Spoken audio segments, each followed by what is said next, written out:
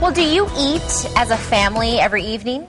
Do you eat at home as a family? Well, a new survey actually shows that more and more families are getting back to the meals around the table. They're not eating the meals out, and they're certainly not eating them separate. So joining me now is our sponsor, registered dietitian Terry Viersen, to tell us a little bit more about this trend.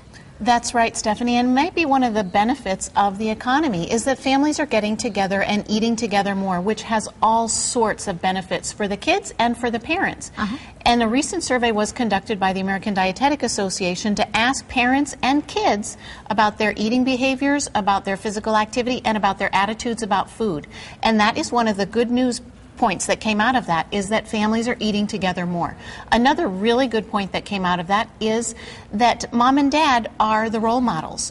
Kids look up to, both grade schoolers and high schoolers look up to mom and dad as to who they want to be like. And one of the things that you can do then is model healthy eating behaviors, healthy physical activity behaviors. What you want to do is get the kids started early. When we think about preschool age kids, we don't really think about them doing a lot of things in the kitchen, but there are things that they can do. So you want to look at maybe getting them to maybe use a plastic knife and cut up some soft cheeses or some soft vegetables or those kinds of things. Have them help wash fruits and a variety of things like that, because it gets them involved in the food, and then it makes them want to eat more of the food. Well, and I think, too, there's an opportunity for a lesson. There's a little lesson that opportunity to say, these are healthy foods, you know, these are good for our body, these, you know, build strong bones. That's absolutely right. That's absolutely right. And anytime you can use any kind of food or nutrition or physical activity as a learning opportunity, that's always beneficial.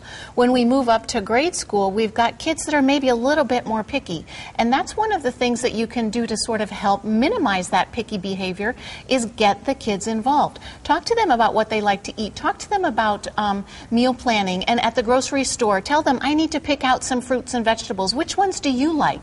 And get those fruits and vegetables that they like. And maybe also bring in some additional ones that say, okay, these are the ones you like, but let's try this one as well. And then it's sort of a give and take, and it's not so much of a sort of force feeding them. Yeah. Exactly. You raise a good point too, because we've incorporated a concept of you have to take a no thank you bite. And so that you're required, you have to have the no thank you bite. No thank you, I tried it, I don't like it. But I will tell you, if you repeat it often, they actually begin to acquire the taste. And that is actually what the research shows. Research on nutrition shows that young children take about 8 to 10 times of tasting something before they actually come to feel comfortable with it and accept it. So by continuing to repeat it, and one bite at a time is perfect, because you don't want to force it on them, because that's when they end up getting those sort of aversions not very to food, good, and then not a very good relationship with food. But you can have kids eat the fruits and vegetables. If you're going to make a dip, make it with a fat-free yogurt, and then you're getting that calcium in there as well. Have them put together their own sandwiches. Have them help with putting together their lunches. And again, look at a combination of food groups so that they're getting those nutrient-rich foods, the milk group foods, the vegetables, the whole grains, the lean meats and proteins. And healthy snacking looks like it's also a big Healthy part snacking is definitely something. Throw together a cheese and cracker tray. Try a different variety of cheeses. Try a different variety of crackers. Look for different textures. Look for different flavors. Look for whole grain varieties, and then sometimes even the lower fat cheeses, and get them to taste them so that they're trying different things. Also, we have the cheese curds there.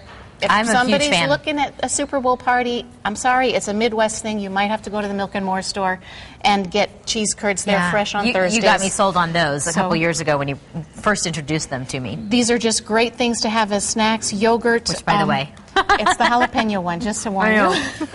And quick and easy cheese crisp, a quesadilla, but throw some vegetables in there. Serve it with the salsa. And you know what? Salsa is essentially chopped up vegetables. And so that's a serving of vegetables that you're going to get. Use the lower fat cheeses. It really boosts the flavor without adding a whole lot of fat. And throw some vegetables inside that. Pair it with any of the flavored milks. And they've got a great snack that's something grab and go, easy to use, and easy to take with them. Very good. I can't believe you went through all of that in such a short amount of time, but I learned a lot. 8 to 10 times of re-exposing a child to 8 to 10 times. Very interesting. Okay, well, if you'd like more information about healthy eating, you can certainly check online at the Dairy Council's website. You see it right there. It's the dairycouncilof az.org. Lots of nutritional information there right at your fingertip.